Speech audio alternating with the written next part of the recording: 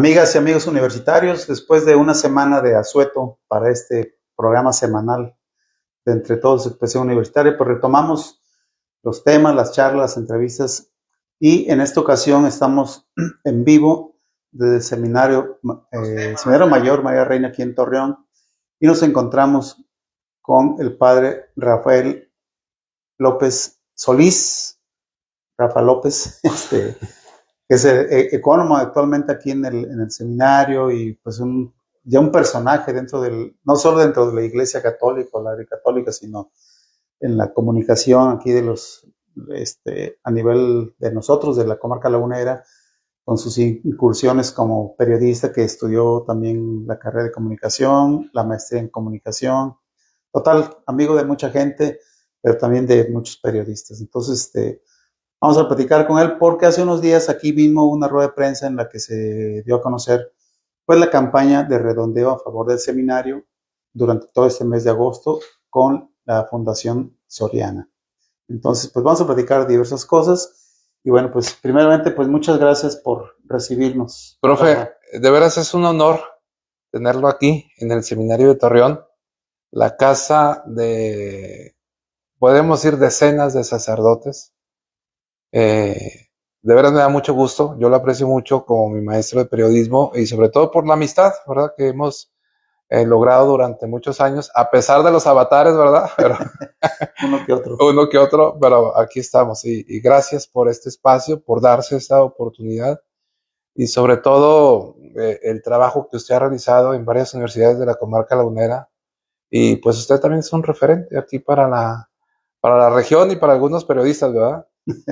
Bueno, pues vamos a platicar. El seminario, 58 años. 65. 65 va a cumplir este año. El 18 de octubre cumple 65 años. Don Fernando, el primer obispo de la diócesis de Torreón, llegó el 19 de abril de 1958, procedente de la ciudad de Saltillo, era rector del seminario de Saltillo, originario de Guadalajara, del presbiterio de Guadalajara, y fue invitado a ser rector del seminario de Saltillo en los tiempos del cardenal Rivera Garibi, que ustedes lo han de recordar, un personaje en la iglesia mexicana. Y en 1958 llega el primer obispo de Torreón, pertenecíamos a la diócesis de Saltillo, y llega don Fernando Romo Gutiérrez como primer obispo de esta iglesia de la comarca lagunera de Coahuila, porque acuérdense que Durango pues pertenecía a la arquidiócesis de Durango. Gómez Palacio, a la arquidiócesis de Durango. Y lo primero que hizo don Fernando fue el seminario. Su legado, pues. Fue ni catedral hizo. Torreón es de las pocas ciudades que no tiene catedral.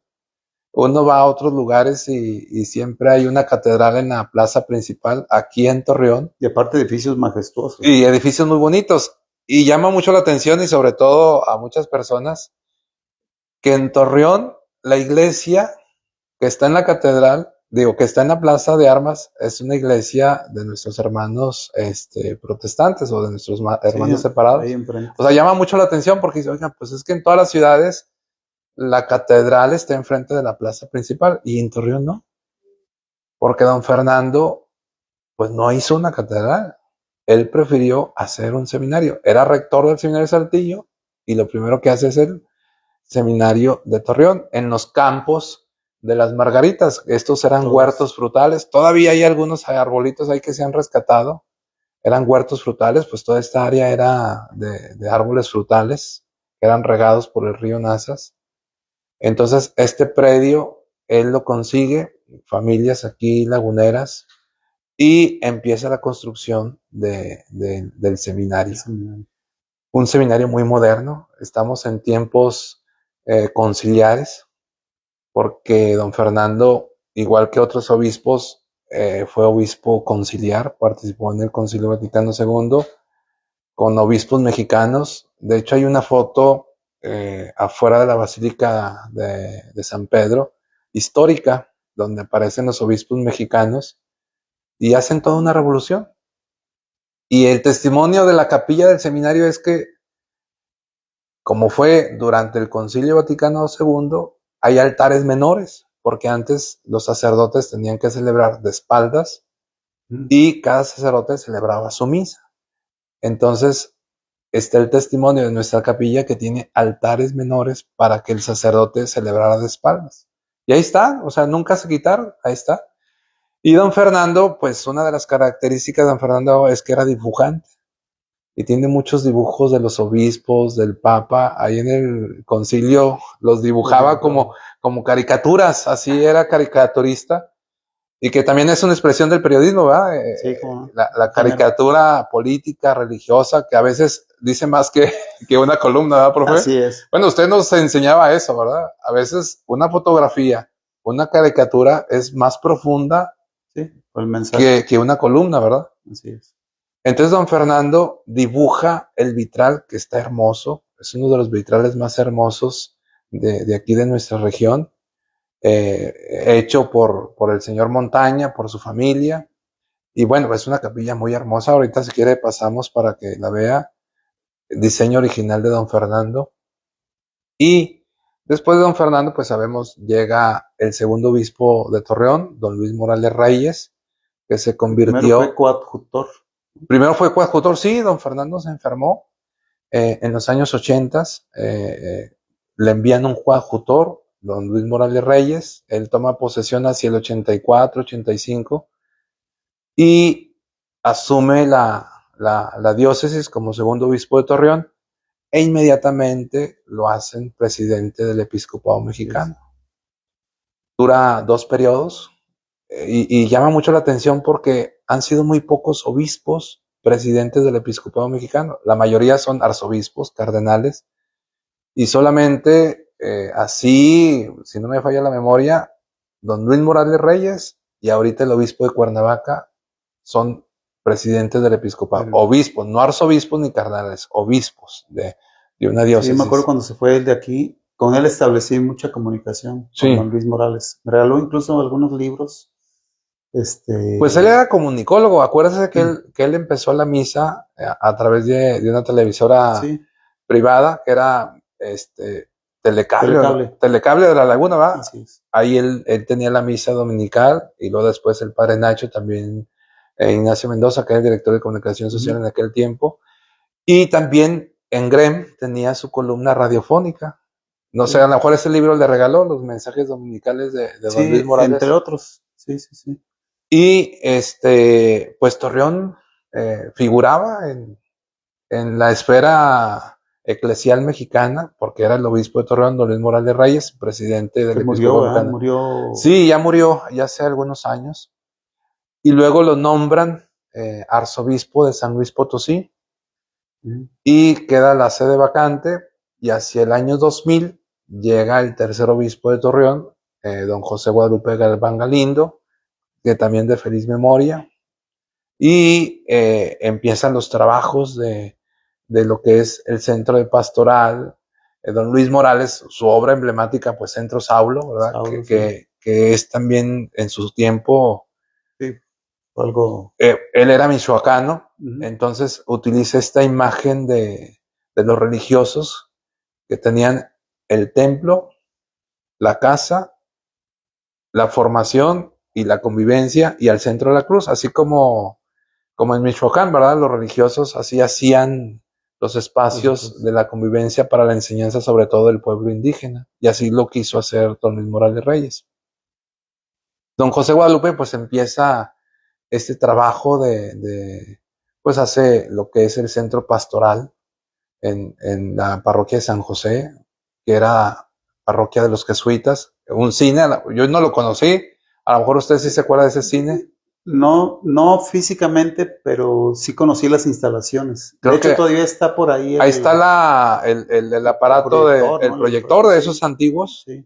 Creo que le decían el cine Cachito, no sé, no tengo memoria, porque había 2 cines, el del Perpetuo Socorro y el del San José.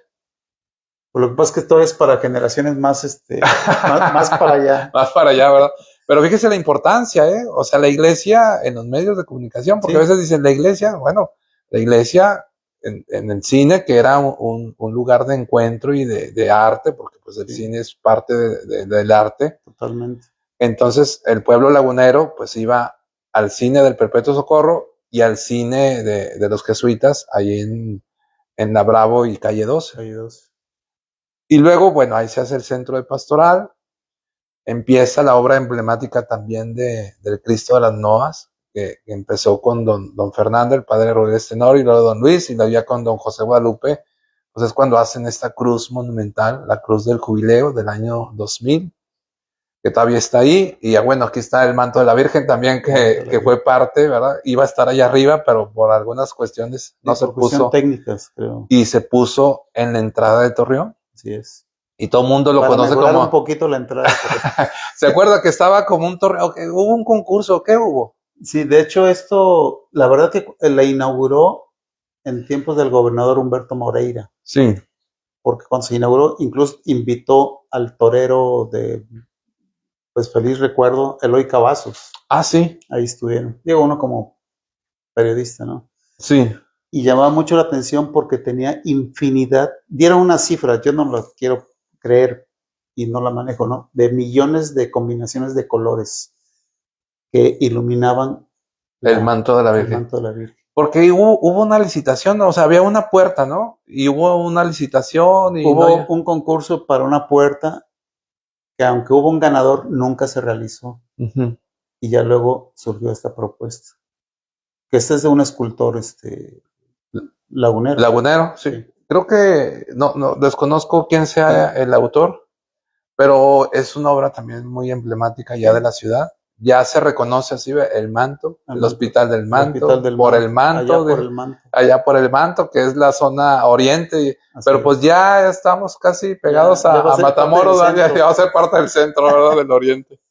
Pues el seminario, pues todo estos años, 65, yo lo conocía ya, he puesto aquí mis pies varias veces. Sí. Con algunos amigos sacerdotes también, Chuy de la Torre, entre otros. El Padre Jesús, columnista, es de los columnistas más antiguos de la región. Él me dijo que había hecho creo que 1 o 12 meses en la escuela donde yo estudié periodismo en la Ciudad de México, la Carlos Septién. En la Carlos Septién, sí.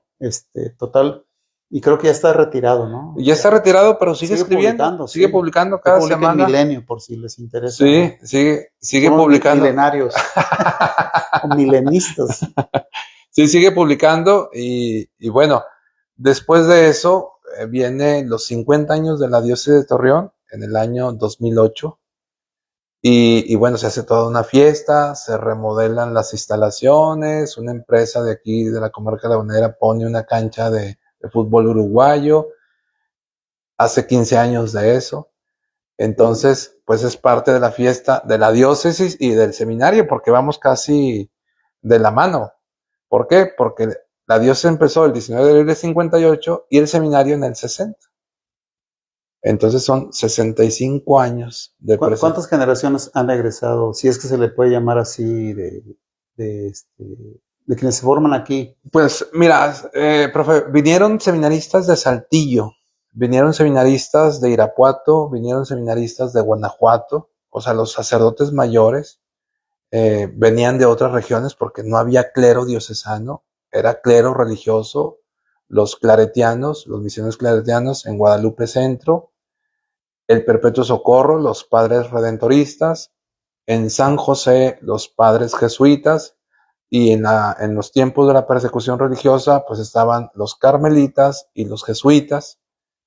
Entonces pues era presencia de misioneros, o sea, Torreón era una ciudad de sacerdotes misioneros. Y los sacerdotes diocesanos atendían San Pedro de las Colonias, Matamoros, Viesca, sacerdotes pues, muy entregados en la región porque el padre celebraba en Viesca y luego se iba a Matamoros y luego se iba o sea, eran de veras peregrinos y misioneros. De legua. Sí, y hay testimonios, el padre Lucas Cervantes, gran evangelizador en Matamoros, Coyote. Matamoros conocí yo al padre Mayorga. Sí, Pablo Mayorga, que en paz descanse.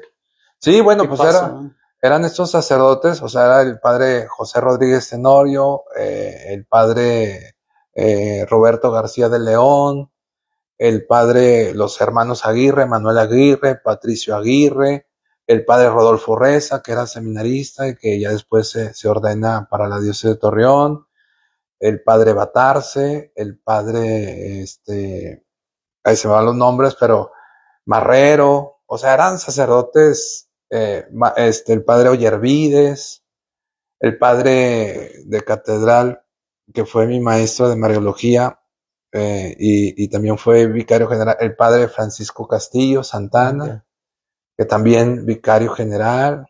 ¿En qué lugar se ubicaría el seminario de Torreón dentro de los seminarios que hay en el país? Pues fue el tiempo del Concilio Vaticano II, fue el tiempo de la renovación litúrgica, fue el tiempo donde se crearon varias diócesis en México. De hecho, en este año varias diócesis están de aniversario, porque con el Vaticano II se empezaron a abrir nuevas iglesias, nuevas experiencias pastorales. Se crea, por ejemplo, la región pastoral norte, con estos obispos que eran obispos muy entregados, sobre todo en la cuestión social. Almeida y Merino, Yaguno en la Sierra Tarahumara, Sí. Don Fernando aquí en Torreón, y bueno, otros obispos que les decían que los obispos rojillos, ¿verdad? Por este trabajo pastoral, este trabajo de defensa de la tierra, de los derechos humanos. Teología de la liberación. De la teología de la liberación, con los obispos de Cuernavaca, el obispo rojo, ¿verdad? El obispo rojo. El año pasado, la Ibero en su festival de cine trajeron. Sí, de Méndez Arceo, ¿verdad? Porque a ellos les tocó toda esta renovación litúrgica, ¿verdad? De cambiar el altar, de voltear hacia la gente, del latín al español, de esta revolución. Por ejemplo, el ejido Batopilas, el ejido comunitario, Sí. que tuvo referencia a nivel internacional, a nivel latinoamericano. Modelo Del cooperativismo, junto con otras regiones, ¿verdad? Porque hablamos en Chihuahua, había un ejido parecido en otras partes. Sí. Y fue modelo de trabajo con las comunidades rurales. Dicen los que saben que ahí la presencia de Carlos Salinas de Gortari. Sí, bueno, se habla de su presencia, de Samuel Ruiz, de varios políticos de la vieja guardia estuvieron ahí en Batopilas. De hecho, hay un documental, hay un doctor en historia que acaba de hacer un trabajo muy interesante. Creo que lo hizo primero en inglés. Estoy esperando la versión en español de su investigación doctoral sobre el ejido Batopilas. Porque ya ve que en aquellos tiempos comunismo, cristianismo, ideas maoístas, ideas de liberación, línea de masas, el marxismo, y luego estaban estos padres, Leonardo Boff, y bueno, sí, todos esos sacerdotes. Ahí me tocó, hace rato antes de la entrevista, comentábamos de, bueno, entrevistas con gente que no se espera uno. Sí. Bueno, a mí me contactan y ahí en Batopilas me piden que vaya yo a entrevistar a alguien que fue un personaje dentro del movimiento campesino, sí, pero izquierdoso. Sí. Y cuando van por mí, pasan por mí, me piden que me pende yo los ojos, yo mismo, para no ver exactamente dónde iba a ser la entrevista. Digo, por cuestiones de seguridad. Sí, claro. Y lo entiende uno. Le hice esa entrevista a ese personaje, salió en La Opinión, cuando era yo reportero de La Opinión. Pasan unos meses y un domingo, me acuerdo que al ver el periódico, capturan y asesinan o matan al que a ese entrevistó personaje usted. que yo entrevisté. Fíjese nomás. Un líder campesino de una personalidad, de veras, no, ahorita lo estoy recordando y lo estoy viendo. Sí. Imponente. La voz, la presencia, el fenotipo, el color de piel. Sí, pues son de estas experiencias que la iglesia posconciliar, y todavía, o sea, pareciera que hablar del Concilio Vaticano II de los años 60, un punto de quiebre, ¿no? Sí, de estas experiencias revolucionarias, sociales, la teología de la liberación, de los sacerdotes del Guarache y del Morral, o sea, sacerdotes, por ejemplo, pues no me tocó en ese tiempo. Yo nací en el 76, o sea, mis referencias son históricas, pero sí el escuchar a los sacerdotes mayores, por ejemplo, este padre que defendió lo del agua, le decían el Bigotes, se me va el nombre ahorita, pero que defendió con arma el agua, ¿verdad? De su tierra, el padre Manuel Aguirre en Viesca, que llevó el agua a la ciudad, Sí. porque pues en Viesca en la actualidad todavía hay problemas de agua. El padre Manuel Aguirre, yo recuerdo que cuando fuimos a sepultar su cuerpo, la gente mayor, o sea, reconocía su labor sacerdotal, social, Gente comprometida, ¿no? de llevar el agua al pueblo. Imagínense, para una comunidad, Sí. o sea, es la memoria viva, la memoria histórica del trabajo de los sacerdotes. Y bueno, aquí en la ciudad, estos movimientos sociales, sobre todo el padre David Batarse, el padre Jesús de la Torre, el padre Tobías de la Torre. Yo, entre paréntesis, creo que pondría en una etapa de su vida el padre Javier Rodríguez. Estuvo en la 1 de Mayo y luego. Díaz Rivera. Díaz Rivera. Javier Díaz Rivera. Sí, bueno, él de una familia reconocida aquí en la comarca lagunera. Él trabajó sobre todo en el poniente, en la 1 de Mayo, ahí en San Francisco de Asís. Fue donde yo lo conocí. Así es. Porque me mandan la opinión y se va con él, busca para apoyar al padre así. Lo acaban de golpear. Sí. El que era el narcomenudista famoso, el Huicho. El Huicho, así le decían. Y le habían puesto una golpiza ahí al padre. Fíjese, yo no tenía esa referencia. Ahí voy y todo tal, y pues sí, una labor muy interesante de vínculo social. Sí, pues él, por ejemplo, abrió un gimnasio. Así es. Abrió, sí, organizó una pequeña biblioteca. Una biblioteca. Un gimnasio, pero aparte a las señoras amas de casa, también talleres. Sí, y luego con la SUP en aquellos años. Se fue a Santa Cecilia, allá en la colonia de las Julietas, que eran colonias emergentes, ¿verdad? No había ni servicios de luz, agua, drenaje. Es un centro de cómputo. Entonces abre Santa Cecilia, un edificio moderno que rompe con las casas. Una maquiladora. Puso una maquiladora, puso el INEA, no sé ahora cómo se llame, para la educación de los adultos. Computadoras, una maquiladora. Sí. Y luego empezó el trabajo en otras iglesias, San José Obrero y todo eso. O sea, el padre hacía rifas, pero hacía rifas, él compraba la estufa y la vendía creo que a 10 pesos, a ellos ni le salía ahí sí. Bueno, tenía posibilidades.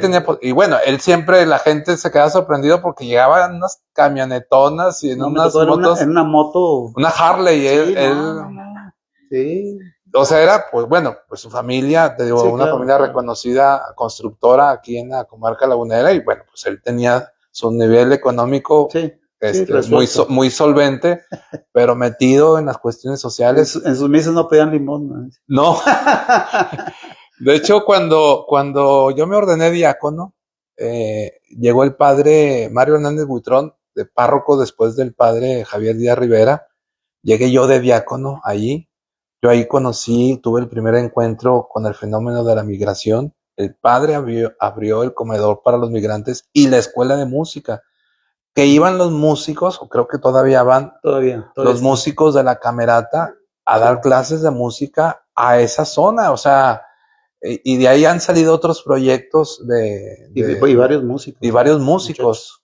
Y muy buenos, Hay pianistas que de repente me mandan un mensajito, padre, ando en el conservatorio, ando en México, gente muy preparada. Yo llegué ahí de diácono y ahí tuve el primer encuentro con el fenómeno de la migración. Todavía no abrían el Jesús Torres, todavía no existía el Jesús Torres.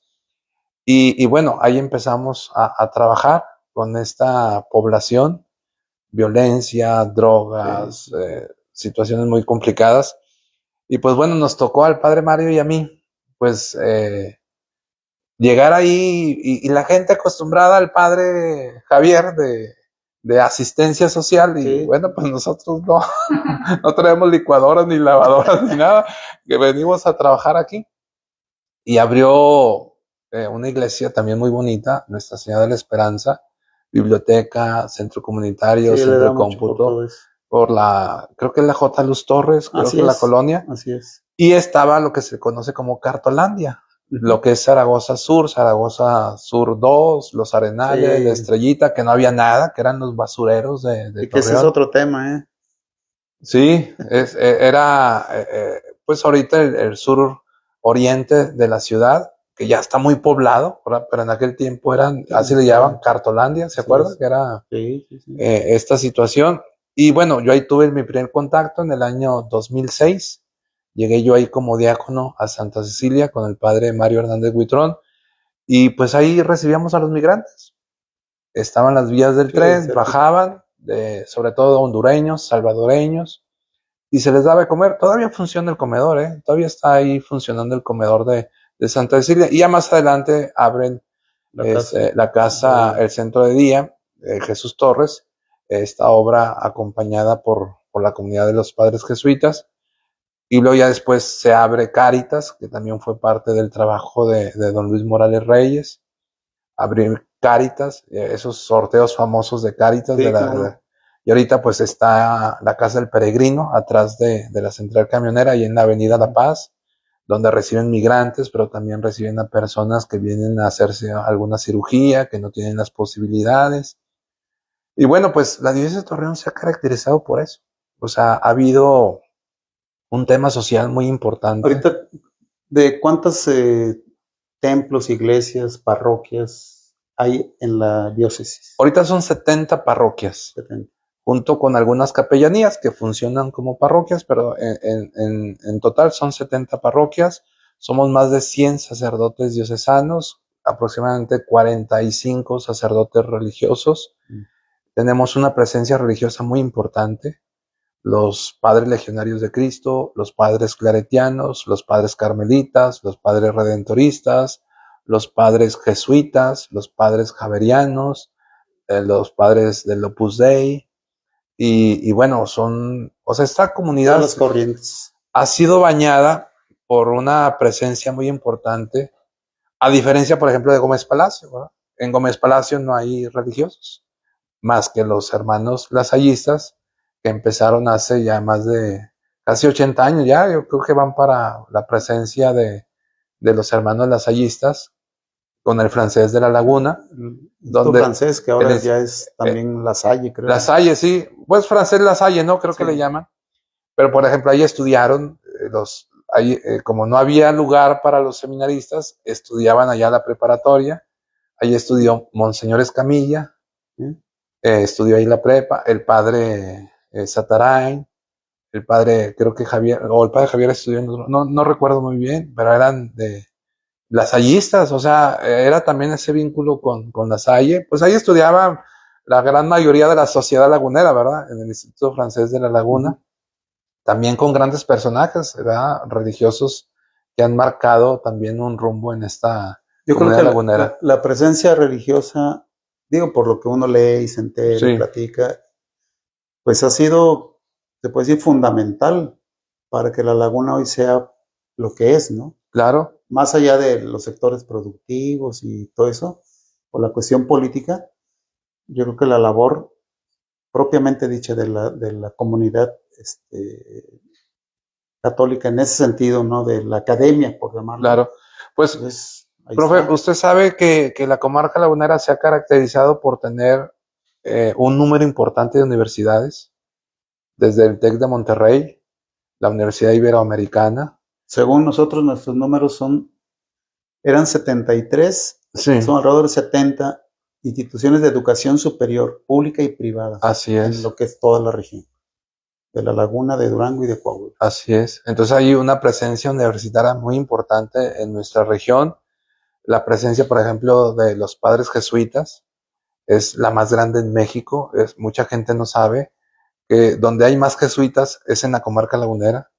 Pueden decir en México, en otros, en Chihuahua, no, en Torreón es la comunidad jesuita más grande, con el Colegio Carlos Pereira, con la Universidad Iberoamericana, con el Centro de Derechos Humanos, el Gerardi, con la Casa del Migrante, Bueno, la obra social de la comunidad jesuita pues es muy importante aquí en la comarca lagunera, como también pues la obra de los hermanos lasallistas, que usted y yo pues hemos tenido el don y el privilegio de... Bueno, usted estudió en la Carlos Septién, ¿verdad? Sí. Pero usted fue muchos años profesor ahí de la Universidad de La Salle, la primera universidad que abrió la carrera de comunicación, el famoso ICITAC, con la carrera de... Era Ciencias de la Información. Ciencias de la Información. Y arquitectura, ¿verdad? Creo que eran así como que las dos emblemáticas. Arquitectura, ingeniería civil y comunicación. Pero era Ciencias de la Información. Pero era el ICITAC, ¿verdad? Instituto Superior de Ciencia y Tecnología, AC.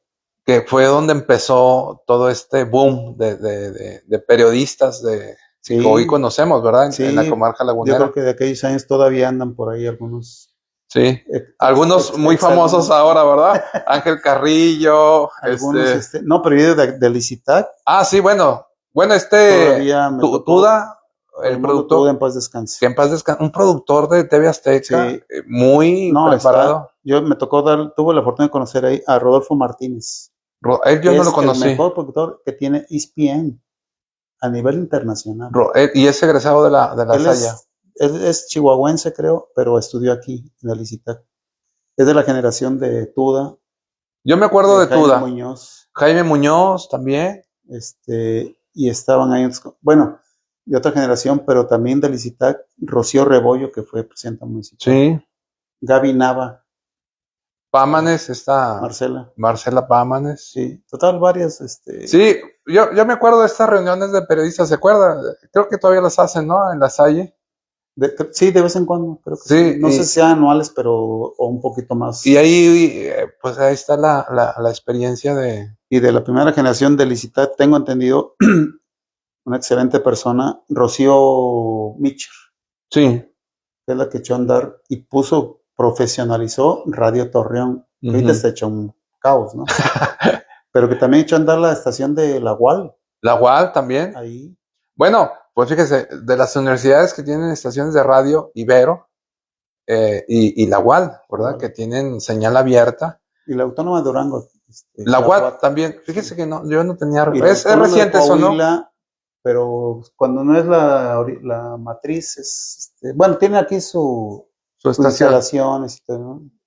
Y bueno, de radio y ahora televisión abierta, pues está Radio Torreón. Radio Torreón y Torreón TV, ¿verdad? Que es el proyecto que acaba de iniciar. Y pues hay varios, sobre todo de la UADC, pues, por ejemplo, alumnos míos y compañeros han trabajado en el periódico que yo era el director de La Buena Nueva, que ya por cuestiones de la pandemia se cerró. Ahí colaboró Juan Ceballos, ¿verdad? Juan Ceballos era columnista, sí, el buen amigo Juan Ceballos, en paz descanse. Era columnista y era pues también de un programa muy importante, Contextos. Y la opinión de la dirección. La opinión de la dirección, Juanito. Profe, me está haciendo recordar. Y no soy tan viejo, profe. Tengo 50 años. No, ni yo tampoco. No, pues, era interesante toda esta presencia del seminario, de su labor, su actividad, todo, despojándonos de pruritos, ¿no? Filosóficos, ideológicos y políticos. Es una institución. Somos una institución, somos una presencia viva en la comarca lagunera. Pareciera que no, pero fíjese toda esta labor social. Sí, cómo no, muy importante. Que se ha realizado. Y la mayoría, pues estudiantes aquí del seminario, ¿no? Yo me atrevo a pensar que lo he reflexionado a veces así, que me quedo, bueno, cuando me doy a poner de estar conmigo mismo un rato, y cómo las universidades, el conjunto de universidades, incluido el seminario, porque claro, es una universidad, sí. Le dan, quieras o no, atemperan y le dan forma a la gobernanza. Claro. Porque podría ser caótico, y no lo es. Sí, porque la mayoría de los sacerdotes egresados de este seminario tienen una presencia muy importante en la comarca lagunera.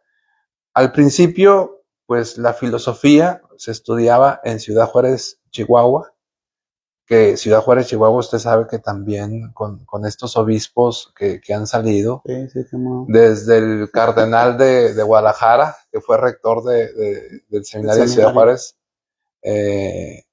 por ejemplo, nuestro actual obispo, don Luis Martín Barraza Beltrán, egresado del seminario regional. Él es chihuahuense, ¿no? Él es de Camargo, Chihuahua, pero estudiante, compañero de algunos sacerdotes de Torreón.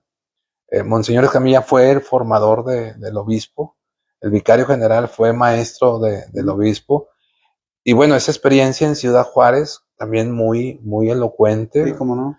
Entonces, era el Seminario Regional del Norte, estudiaban en Ciudad Juárez la filosofía y luego la teología en Chihuahua, y estudiábamos de toda la región norte o la región pastoral norte, que era todo el estado de Chihuahua y Torreón.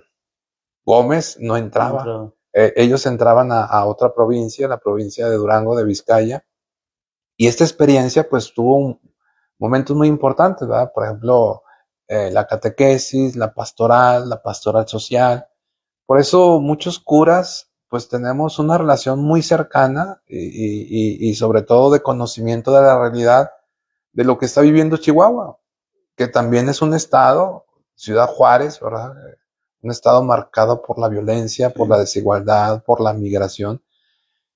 Entonces, estos seminaristas estudiaban en Ciudad Juárez filosofía, en Chihuahua la teología.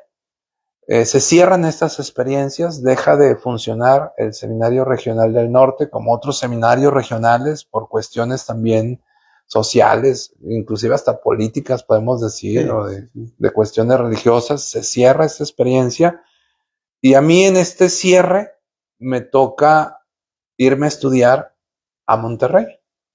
¿Por qué? Porque don Lupito, el tercer obispo de Torreón, regiomontano, venía de Ciudad Valles, como obispo de Ciudad Valles, pero durante mucho tiempo fue ecónomo de la arquidiócesis de Monterrey, fue ecónomo del episcopado mexicano en tiempos de don Luis Morales Reyes.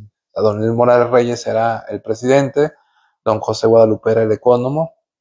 Entonces llega aquí, surge esta realidad del cierre de filosofía en Ciudad Juárez, del cierre de la teología en Chihuahua. Entonces nos mandan a estudiar a nosotros ya la teología a Monterrey. Y otra experiencia completamente diferente. Entonces en Monterrey yo tuve compañeros de Matamoros, de Victoria, del noreste, de Linares, de Irapuato inclusive. Se abre la diócesis, se crea la diócesis de Irapuato, y los estudiantes de Irapuato no se van ni a Morelia ni a León, los mandan a Monterrey. O sea, parecía un seminario regional. Éramos alrededor de 300 estudiantes. Y don José Guadalupe inicia aquí la etapa teológica, porque no había aquí en Torreón teología. Teníamos que salir a estudiar o a Chihuahua, o a la Universidad Pontificia, o a Monterrey. Entonces, don José Guadalupe crea la teología aquí, el área teológica, y se crea la Universidad de Estudios Superiores Tarso, la EUT, Estudios Tarso, y aquí estudian nuestros alumnos del seminario de Torreón, teología. Claro que se siguen mandando estudiantes a la Universidad Pontificia de México, a la especialización, y también a Roma, ¿verdad? Varias universidades europeas han recibido o nos han recibido a varios sacerdotes, sobre todo la Universidad Gregoriana, la Universidad Salesiana. Casi todos tienen un paso allá, ¿no? La mayoría de los sacerdotes, sí, no todos, hemos tenido esa oportunidad de ser enviados a estudiar a Europa, a estas universidades, principalmente la Gregoriana. Los obispos de México crean un colegio, el Colegio Mexicano, allá en Roma, donde van los estudiantes de México a especializarse en varias áreas, pero también está el seminario, le llaman, de Latinoamérica, donde estudian de diferentes partes, que es atendido por los jesuitas. Los jesuitas atienden este seminario que es de Latinoamérica, el Pío Latino, y los obispos de México tienen el Colegio Mexicano. Entonces, algunos van al Colegio Mexicano y otros van al Pío Latino, pero en el Pío Latino estudian de Uruguay, de Paraguay, de Colombia, de toda Latinoamérica. Entonces, son experiencias también muy, muy ricas. Y a mí me tocó la experiencia de ser enviado a la Universidad de Navarra, aunque no concluí mi periodo de estudiante, pero bueno, son esas experiencias. ¿En Pamplona? En Pamplona, yo estuve allá. Entonces, estas experiencias europeas, estas experiencias regionales, pues vienen a enriquecer también a la iglesia de Torreón. Por ejemplo, nuestro obispo, don Luis Martín Barraza Beltrán, fue enviado por su arzobispo de Chihuahua a Roma. Él estudió filosofía allá en la Gregoriana. Entonces, bueno, pues todo esto va enriqueciendo la comunidad lagunera, porque pareciera que a veces nada más somos padrecitos, ¿verdad? Sí, sí, sí. Y que es el padrecito que celebra la misa y ya. Que por cierto, bueno, estamos con el padre Rafael López, aquí en el seminario María Reina. Santa María Reina. Santa María Reina en Torreón. Por si hay alguna pregunta, algún comentario, saben, con mucho gusto. De todos modos se queda esta entrevista unos días en el Face de Entre Todos, pero igual pasa en YouTube. Pues para que estén ahí enterados. Sí. Hace unos días salió a propósito de pues el padrecito y siempre la inquietud, la duda de mucha gente, ¿cuánto gana un padre? Ah, sí, están muy preocupados, sí, ¿verdad? Así como que... Y salió la nota sí. Con datos del INEGI o de no sé claro. qué institución. No, pues gana entre tanto, o sea, modesto. Sí. Digo, algunos no sé si mira, por ahí abajo en el cajón del escritorio, ¿no? Bueno, sí, y no sé por qué están así como que muy preocupados de cuánto ganamos. Es muy sencillo. El gobierno mexicano nos pide que un ministro de la iglesia, independientemente de la asociación religiosa, aquí entran todos, porque todas las religiones o iglesias estamos registrados o tenemos que estar registrados ante gobernación. Sí. O sea, tenemos el SGAR o el registro de la Secretaría de Gobernación de Asociaciones Religiosas, porque toda institución religiosa tiene que estar registrada ante gobernación. Y los ministros de esa iglesia tenemos que estar registrados ante gobernación. O sea, tenemos nuestra cédula de que soy un ministro de la iglesia a la que perteneces y que gobernación te da el permiso de estar. Si no te da permiso gobernación, no... De ejercer, ¿no? Incluso. De ejercer, inclusive. Sí, hay comunidades que no han podido entrar por esos registros. Igual pasaba en los tiempos antiguos, ¿verdad? En los tiempos de la Reforma, que no permitían la entrada de los hermanos protestantes porque eran 100% católicos. Y bueno, pues ese es otro tema, ¿verdad? Muy amplio. Muy amplio de todo eso. Entonces, nosotros estamos registrados ante gobernación y somos también personas jurídicas, o sea, tenemos una personalidad jurídica. Y gracias a las relaciones Iglesia-Estado, en el año 94, que tenemos la presencia del nuncio apostólico, antes eran representantes. ¿Girolamo? Sí, bueno, uno de los más famosos. Yo lo entrevisté en la diócesis ahí en el obispado. En el obispado. En Morelos. Que le echan carrilla, ¿verdad? Girolamo Prillone, ¿verdad? Prillone. Priista. Sí, me acuerdo, alguien me dijo, y fui el único que lo entrevistó. Pero pues hay que retomar todas esas entrevistas. Sí, ¿verdad? Ya falleció Girolamo Prillone. Sí. Y bueno, por ejemplo, el nuncio, el segundo del Vaticano estuvo en México. O sea, ya ves que la diplomacia vaticana curte a todos los diplomáticos. De repente están en Chad, en África, en Rusia, en Venezuela. O sea, yo me quedo sorprendido. O sea, los que quieren ser nuncios o representantes diplomáticos los traen por Argelia, de repente. Aquí vino uno. Sí. Creo, si no mal recuerdo, y no recuerdo el año. Tuvo que ver con la puesta en marcha de allá en el cerro del... sí. Justo Muyor. Creo que sí. Justo Muyor fue el que inauguró ¿Qué fue la cruz? La cruz de Jubileo. Sí, por ahí estuvo. Justo Muyor, que después fue el encargado de la escuela de diplomacia en el Vaticano, pero hemos tenido varios personajes, Bertelo, pues por ejemplo, ahora el actual nuncio de Estados Unidos, que es Cardenal Christopher Pierre, pues fue nuncio en México. O sea, México sigue siendo una parte importante para la Iglesia católica. Y está en los libros, tanto el lado blanco como el lado oscuro. Sí, ¿verdad? Bueno, sí. Pues es parte de la historia, ¿verdad? Decimos en la iglesia, sus luces y sus sombras. Así es. No todo es parte de la vida. Color de rosa. Y ahora el actual nuncio, Joseph Spitieri, que también, bueno, pues ha estado muy metido en las relaciones iglesia-estado, y ahora recientemente la visita del segundo del Vaticano, Parolin, que vino y que providencialmente o coincidencialmente tocó la misa de la diócesis de Torreón el miércoles pasado, el 5 de agosto, creo, y presidió la misa el segundo del Vaticano, Parolin, el secretario de Estado, y le tocaba la misa a nuestro obispo, a don Luis, porque era la misa de la diócesis de Torreón en la Basílica de Guadalupe. Entonces, pues ahí estuvo el cardenal Parolin, el secretario de Estado, y nuestro obispo y otros obispos ahí de la Conferencia del Episcopado Mexicano. Andan viendo, creo, lo de la posible visita del próximo año, ¿no? Sí, como que, bueno, es mi opinión muy personal, ¿verdad? Como que están muy preocupados de que venga el Papa. O sea, como que, ¿y cuándo va a venir el Papa? Como que muchos piensan que va a venir el Papa y va a resolver muchos problemas. Pues no. Los problemas los tenemos que resolver, como dice tu portal, entre todos, ¿verdad? No solamente los jerarcas de la iglesia. Sí.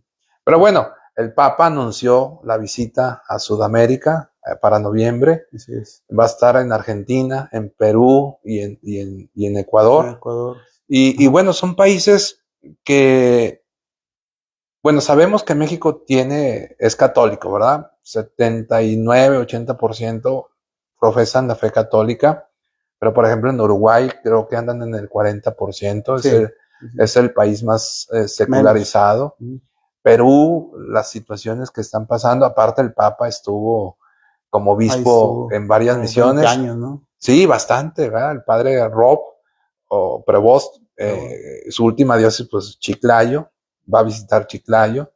Y Argentina, que fue una visita pendiente del Papa Francisco. Yo creo que el Papa Francisco de todo corazón quería visitar Argentina, pero por cuestiones políticas. Para que veas cómo religión y política, aunque inseparables, que digan que no, pero ahí estamos metidos también en eso. Pero los argentinos orgullosos, ¿no? Sí. Porque ya es que tuvieron a Dios Maradona. No, Maradona. Eso dicen ellos, ¿verdad? Sí. El Papa muy simpático, el Papa Francisco. Sí, muy bien. Y argentino hasta los huesos. Muy humilde, ¿no? Sí, pues jesuita y con una experiencia también muy importante en su vida religiosa. Y bueno, pues el Papa va a visitar Sudamérica. No sabemos cuándo vaya a venir el Papa. Pues cuando venga, vendrá y a ver qué. Pero lo que sí me llamó mucho la atención fue las palabras del secretario de Estado, o sea, el tema de los desaparecidos. Yo muy pocas veces había escuchado a un secretario de Estado en el santuario más importante del mundo y en el santuario más importante de México, como es la Basílica de Guadalupe, preguntar por los desaparecidos. O sea, eso fue así como lo que yo resaltaría de esta visita. Y bueno, se reunió con la presidenta, con la doctora Claudia Sheinbaum. Entonces, el tema de los desaparecidos y en este mes, la Iglesia de México está convocando a mandar el nombre y la fotografía de nuestros hermanos desaparecidos, sobre todo por esta experiencia del Diálogo Nacional por la Paz, presidida por el padre Atilano de los jesuitas, y todo a raíz de los asesinatos, ¿verdad? Más de 30 sacerdotes han sido asesinados en México, 2 de Chihuahua, en la misión de la Tarahumara, el padre Gallo y el otro padre jesuita. Entonces, pues esto ha despertado el diálogo. Vivimos en un país muy herido, profe, por la violencia. Tú has sido narrador y cronista de lo que hemos vivido aquí. Entonces, pues necesitamos este diálogo de paz, este diálogo de reconciliación. Hay Sí, muchas totalmente. heridas abiertas en nuestras, porque a veces decimos, es que no hay violencia. Pues a lo mejor no hay violencia como la conocimos hace algunos años, pero sigue, Yo recién escribí en mi columna en Milenio, sí, porque he tocado el tema varias veces. Ya es que desde el gobernador, el alcalde, toda la clase política oficial, sí, aplauden mucho que en Coahuila no hay balazos, o que está blindado, dicen, sí. o que el modelo Coahuila de seguridad. Pero bueno, habría que ver, ¿no? Pues Entonces bueno, yo lo que yo cuestiono es, sí, excepto los balazos, la violencia en Coahuila, y principalmente recrudecida con la mujer, es arriba. pues mira, a mí me tocó, cuando era párroco de Fátima, esta búsqueda de restos humanos en el Panteón Municipal 2, hace ya creo que 4 años de esa búsqueda, que vino la ONU, vino, bueno, Coahuila con su centro de identificación Uh-huh. humana, Yesca creo que era la Así coordinadora, es. y bueno, me tocó como párroco acompañar a los colectivos que venían de varias partes de México. Se rescataron más de 100 cuerpos de restos humanos, una situación muy triste, muy compleja, porque encontraban los restos humanos en cobijas, en costales de alimentos para perros, una situación Sí, lamentable. muy, muy difícil. Y bueno, pues ahí estaba el gobierno de la mano de los colectivos, todavía hasta la fecha, ¿verdad? Hay memoriales, sobre todo en Alameda, 2 memoriales, el Árbol de la Vida y el otro que está al lado de la fuente de Coahuila, Sí. pero son heridas abiertas, profe, que hacen mucho daño. Sí, cuando inauguraron el que está pegado ahí al lago, bueno, pues siempre seré un ojo crítico, ¿no? Lo inauguró Rubén Moreira. Y creo que fue un jueves y el sábado yo publiqué mi columna, aparece los Sí, sábados. Digo, si lo que querían era hacer, era visibilizar el problema de los desaparecidos en Coahuila, ese memorial, ¿qué significa?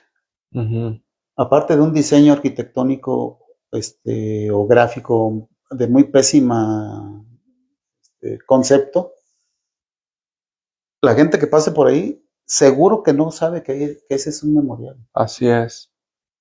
Para mí, yo Uh-huh, creo que requeriría claro. de otra forma. Y, Otra, no, sí, y bueno, son más de 3,000 desaparecidos en Coahuila. y al lado está el Árbol de la Vida. ¿Sí?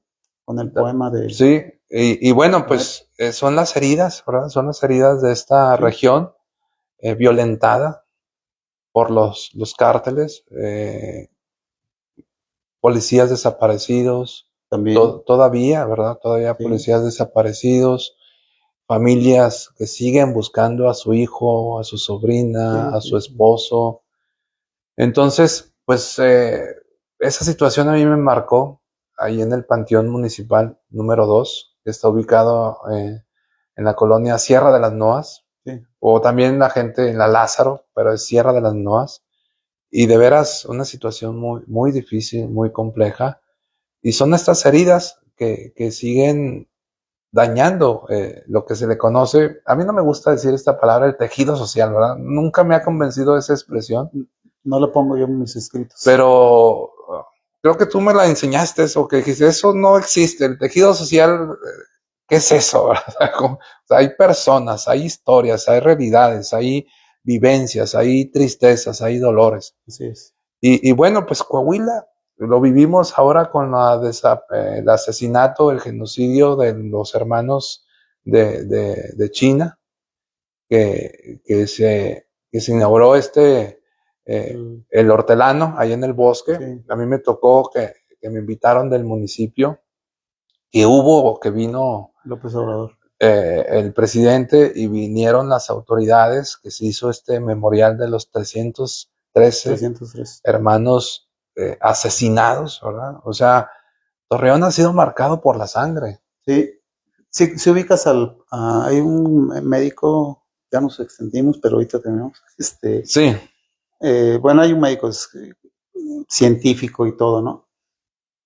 Él cree que hay un gen en el lagunero que él dice nos hace ser agresivos. sí. Pues sí lo A lo creo. mejor a uno les ha de incomodar, no es que, pero Sí. la verdad es que sí. Pues Porque mira, si revisa uno la historia, pues principalmente los nómadas que vivían aquí eran asesinos. Asesinaron sí, a sí. religiosos, a este hermano jesuita, ¿verdad? Espinosa, creo que. Sí, exactamente. O sea, Y todo este trayecto histórico de la región está lleno de sangre.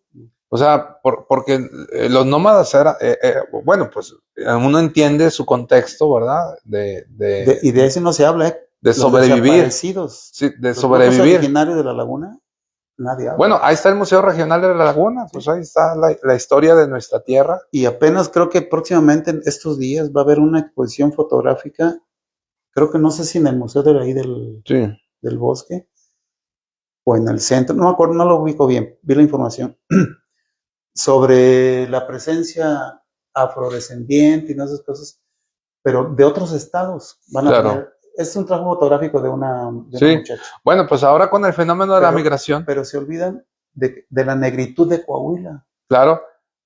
Y ahora con el fenómeno de la migración, ya tenemos laguneros de origen haitiano, laguneros de origen cubano.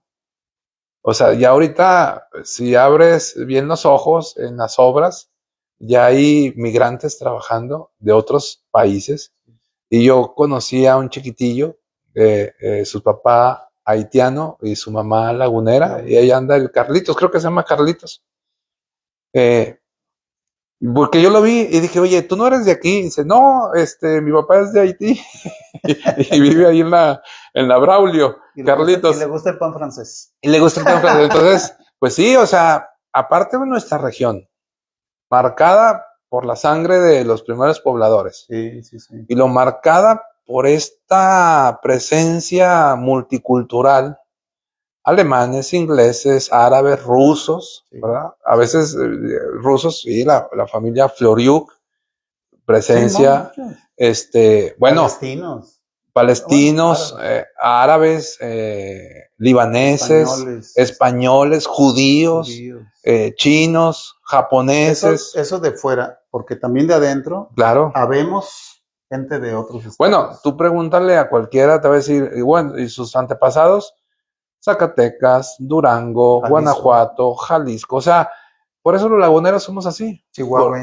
De Chihuahua, porque nadie somos de aquí. O sea, todos venimos de fuera. Y bueno, este cardenal que se hizo famoso por la película de Spotlight, del diario del Boston, Bernard Lowe, lagunero, porque sus papás trabajan aquí. Él nació aquí, Bernard Lowe, el cardenal que fue implicado en este problema de la pederastía clerical, que terminó en una basílica en Roma, lagunero, Bernard Lowe, lagunero.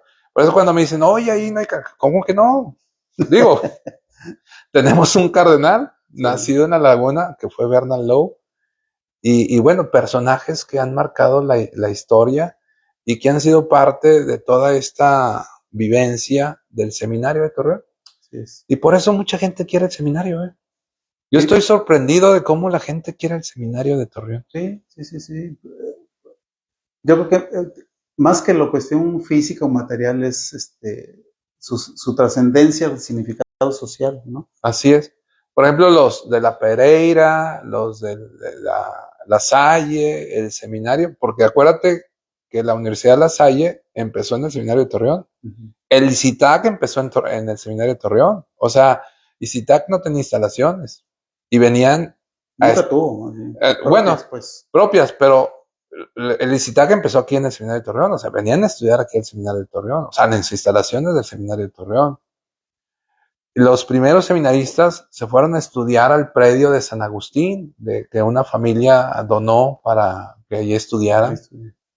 Ahora después se convirtió en Casa Miguel Agustín Pro, y luego después ya se hizo el seminario menor y ahora es una casa de retiros. Y bueno, cuando hablamos del seminario es hablar de toda esta historia, de todos estos personajes, de todos estos sacerdotes que han marcado la vida, la historia de miles de laguneros. ¿Quién no se acuerda de algún sacerdote que lo casó, que lo acompañó, que grandes amistades, ¿verdad? Yo me acuerdo mucho del padre Batarse, que lamentablemente dejó el ministerio, pero que eran hombres combatientes. Y poco se habla también de los sacerdotes asesinados en la comarca lagunera en tiempos de la persecución. Mi tocayo, yo siempre le pido a él, está sepultado en San Pedro de las Colonias, el padre Rafael. Eran estos sacerdotes ejecutados y colgados en los cables de los postes de la luz o del telégrafo, no sé. Pero esta región ha sido marcada por la sangre también de sacerdotes. Aquí ha habido asesinatos de sacerdotes en la comarca lagunera de Durango y de Coahuila. O sea, pues eso es yo creo que de esta charla, de esta plática, bien podría surgir, no sé si aquí mismo en el seminario, o de parte de la Iglesia Católica, o del Instituto Municipal de Cultura y Educación, o de un coloquio, un diálogo, ¿no? Sí, sí ha habido, para fíjate. ventilar todas estas cosas. A mí me tocó presentar el libro del padre Francisco Javier Gómez en Viesca. Me tocó presentar su libro de la historia de Torreón, de la iglesia de Torreón. El padre Jesús de la Torre, también un historiador. O sea, él tiene bastantes referencias históricas. Y bueno, sí estaría muy bien hacer este coloquio de la presencia de la Iglesia Católica en Torreón, que es muy diferente a la de nuestros hermanos vecinos, porque a veces pensamos que la comarca lagunera es lo mismo. No, o sea, no. La iglesia de Durango es muy diferente a la iglesia lagunera de Coahuila, o sea, inclusive por esa división que se ha querido hacer durante mucho tiempo de estas Durango, siempre ha habido esa. ¿Te has fijado? En lo político, en lo social, en lo cultural, en lo religioso. Hay 2 regiones. Así es. Y en Torreón hay varios torreones. Sí, también. No podemos decir que es un solo torreón, ¿no? Fíjate que yo por eso me niego a decirlo, pero también a escribirlo, hablar de la zona metropolitana de la laguna. Para mí no existe. Sí. Para mí. Pues a lo mejor es cuestión revisar las cosas, y nada menos la semana pasada acaba de darse una nueva fricción. Con lo de los taxis. Sí. Por ejemplo.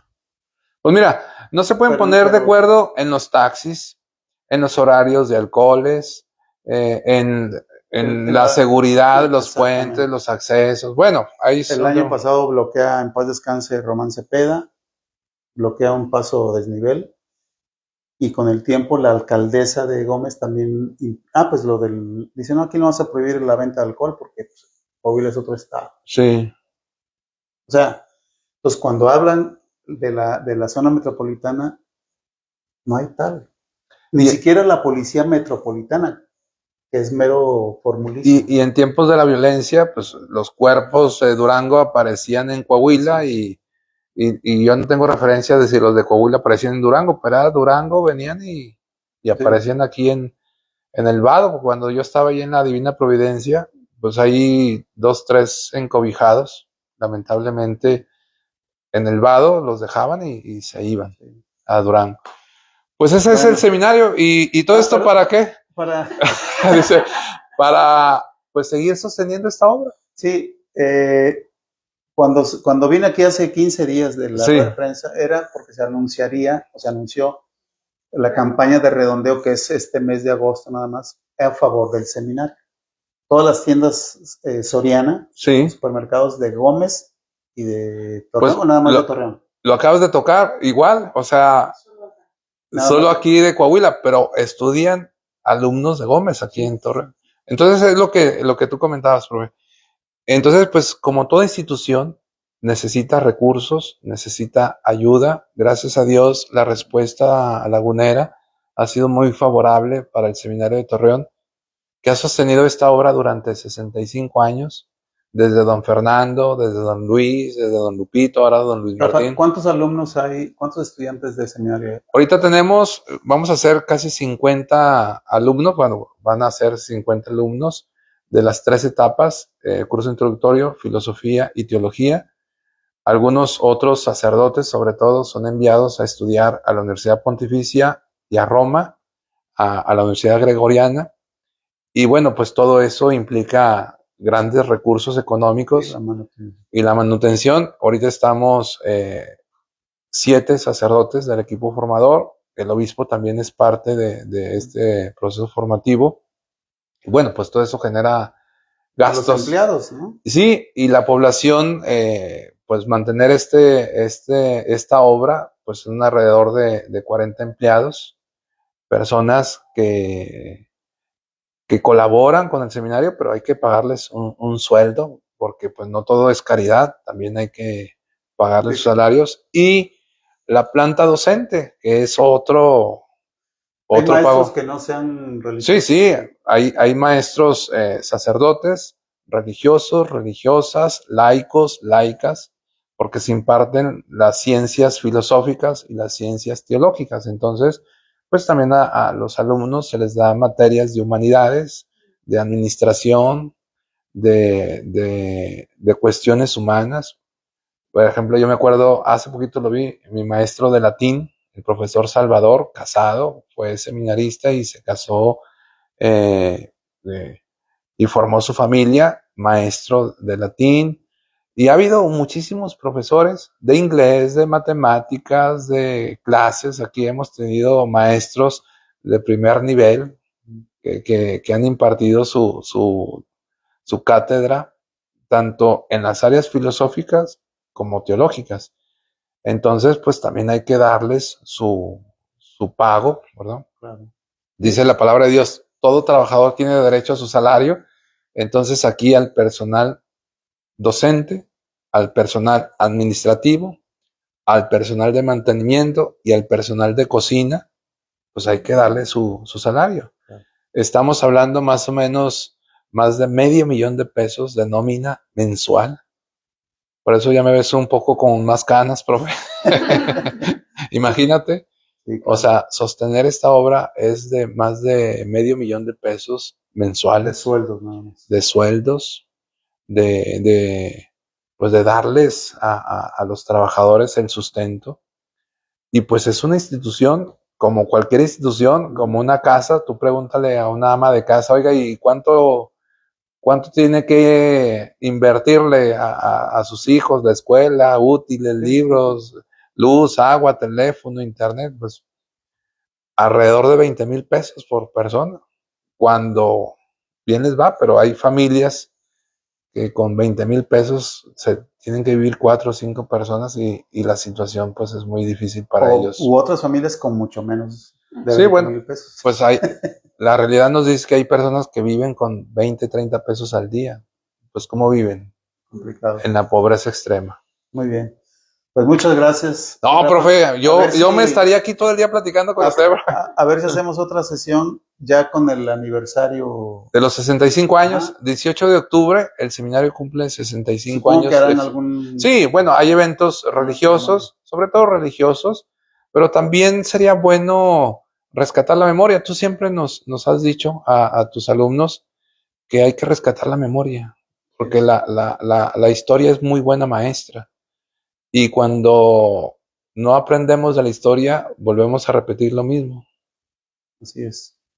Pues, por nuestra parte, como institución universitaria que lo es, sí. Aquí estamos con Entre Todos, Expresión Universitaria. Pues muchas gracias. Gracias. Sandra Mayela Hernández Flores. Siempre interesante y enriquecedor escuchar a dos personajes comprometidos con mejorar la realidad de los laguneros. Saludos y bendiciones.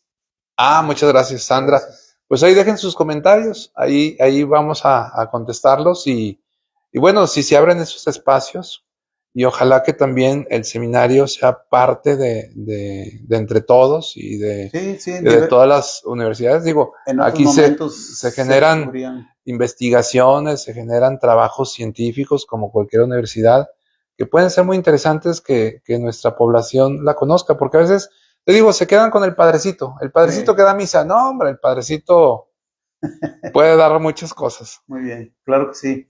Sí, de hecho aquí por eso las páginas y este espacio de Entre Todos, pues es para todos ustedes. Así Con es. mucho gusto. Que nos participen también de sus actividades. Si hay por ahí algún alumno que quiera... Claro, yo le voy a decir escribir, al encargado de estudios, al padre Cristian, que también recién llega como formador y como encargado del área académica, pues que también se dé este espacio sí, claro. para estar con los universitarios. Yo como alumno de la Universidad La Salle y también docente de la Universidad La Salle, y tú algunas veces me invitaste ahí a la UAL también a dar un taller, un curso, Sí, no sé qué di ahí a tus alumnos. Entonces, pues es parte, ¿verdad? sí. Por cierto, me acuerdo, sí, rápidamente, estuvo con nosotros en Entre Todos Sofía, creo que se llama Sofía Jalife, Sí, que creo que algún tiempo estuvo aquí, alguna materia impartía o algo hizo aquí claro, con los seminaristas. sí, y alguna ocasión me habló y me dijo, oye, para llevar a los muchachos de mi grupo, para que conozcan y platiquen cómo es que se hace Entre Todos. Así es. Y ahí estuvieron Pues mira, por ejemplo, el periódico La Buena Nueva, que duró más de 35 años, yo estuve al frente del periódico como director 12 años, y yo con gusto decía, es el periódico católico más difundido en México. Y le dije, ¿pero por qué? Yo preguntaba el tiraje de algunos otros periódicos y nosotros teníamos un tiraje de 12,000, 13,000 ejemplares semanales. uh-huh. Me decían, desde la fe repartimos más que tú, repartimos 30,000. Yo, pues sí, pero estás hablando de la Arquidiócesis de México, de la Ciudad de México, son 20 millones de pobladores, y aquí estamos hablando de 700,000 laguneros. Entonces, pues nosotros proporcionalmente era de los periódicos que mayor distribución tenía en nuestras iglesias. Digo, son detallitos que a veces se nos pasan, ¿verdad? Muy bien. Pues gracias nuevamente. Gracias, profe. La mayor de los éxitos en el año escolar que inicia y pues a la orden con todo lo que se ofrezca. Gracias, Muchas profe. gracias. Gracias a todos ustedes.